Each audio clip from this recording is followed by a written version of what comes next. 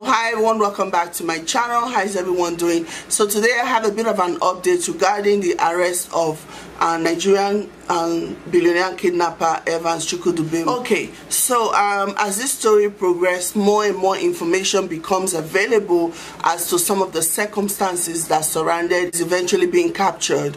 And one of those circumstances is basically his girlfriends. Apparently he had 3 girlfriends and he was closest to one of them called Amaka. It has also been reported that Evans had like several apartments across Lagos, and he spent a lot more time with this girlfriend of his, this Amaka girl. So, and every time the police will get some type of intelligence as to his present whereabouts, by the time they reached there, he had already escaped. And he was very, very good at eluding the police. He knew exactly what to do, maybe because he also had informants in the police authority or whatever, but he was very good. It took them a long time to be able to capture him because he was always escaping from them. Once the police got information that he's residing at a certain apartment, they immediately went over there. Once they got there, they realized that as usual he had fled.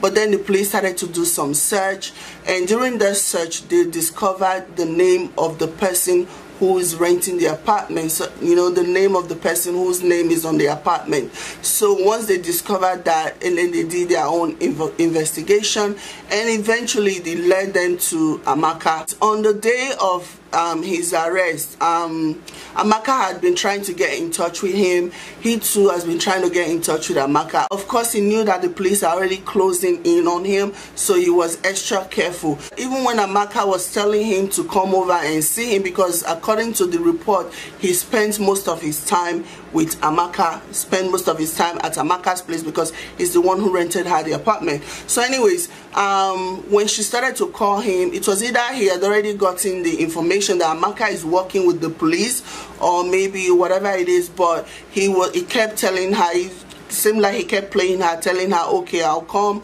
or I'll come later. But then around 4 a.m. in the morning, he told her to come and wait for him outside her compound. And then when she got there, he took her into the car, and then he drove off. And then that was where he eventually told her that he knows that she is working with the police.